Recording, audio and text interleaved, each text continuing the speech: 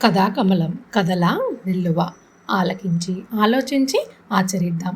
మరి ఈరోజు 27 July yet another fresh Monday. మరి అక్బర్ బీర్బల్ సిరీస్లో ఈరోజు మనం ఏం కథ విందాము అంటే అత్యంత అందమైన రూపం. మరేంటో చూసేద్దాం. ఒకరోజు మొఘల్ సామ్రాజ్య చక్రవర్తి అక్బర్ తన ఆస్థానంలో ఉన్న మంత్రులు మరియు పండితులతో సంభాషిస్తూ ఒక విచిత్రమైన ప్రశ్న వేశారు. ఈ ప్రపంచంలో అత్యంత అందమైన రూపం ఎవరిది? అలాగే అందరికంటే వికృతంగా కనిపించే రూపం ఎవరిది అని.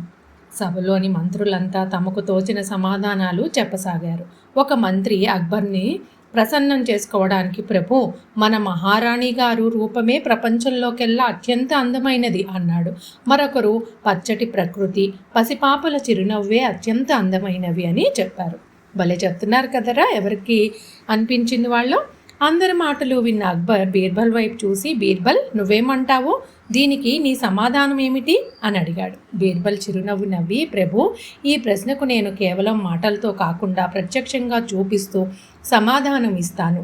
నాకు ఒక్క రోజు సమయం ఇవ్వండి. బీర్బల్ అంతే కదా, ఎందుకంటే ఆలకించి ఆలోచించి ఆచరిస్తాడు కాబట్టి కోరాడు. అక్బర్ అందుకు సమ్మతించాడు. మరి మరుసటి రోజు బీర్బల్ అక్బర్ చక్రవర్తిని సాధారణ పౌరుల వేషధారణలో నగరంలోకి తీసుకువెళ్ళాడు. అంటే మామూలుగా నార్మల్ పర్సన్ లాగా, రాజులా కాకుండా. వారు నడుచుకుంటూ ఒక పేద మురికి వాడుకుండా వెళ్తున్నారట. అక్కడ ఒక గుడిసె ముందు ఒక చిన్న పిల్లాడు బురదలో పడి ఏడుస్తూ ఆడుకుంటున్నాడు. ఆ బాలుడి ముఖం మీద ఈగలు ముసురుతున్నాయి. ఒళ్ళంతా మురికిగా ఉండి చూడటానికి చాలా అసహ్యంగా ఉన్నాడు. అప్పుడే లోపల నుంచి తన తల్లి బయటకు వచ్చింది.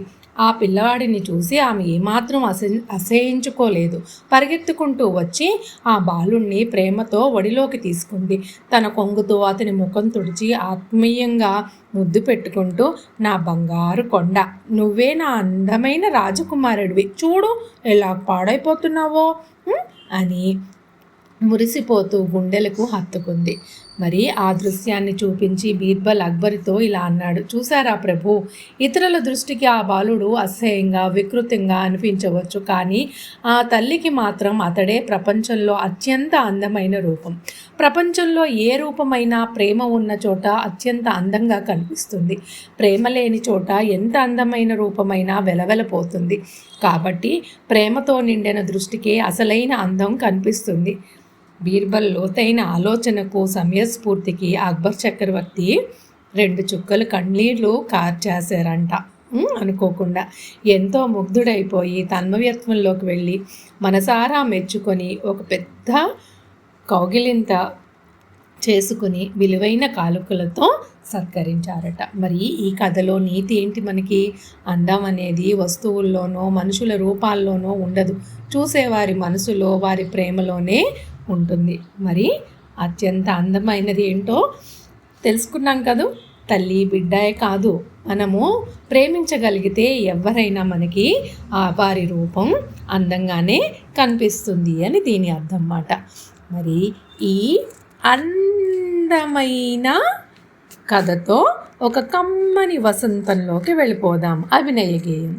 కమ్మని వసంత కాలములో తుమ్మెద కన్య పెండ్లంట, శోకుల గులాబీ వచ్చింది, రేకుల కోకలు తెచ్చింది, మల్లె కుమారి వచ్చింది, కమ్మని వాసన తెచ్చింది, అప్పుడే వచ్చిన కలువమ్మ పుప్పొడి గంధం తెచ్చింది, బడాయి హంసలు హడావిడిగా పెండ్లి పెత్తనము చేసినవి, కప్పలు కాకులు ఒకటిగా డప్పులు చప్పుడు చేసినవి, గోరువంకలు పావురాయులు హారతులెన్నో పాడినవి.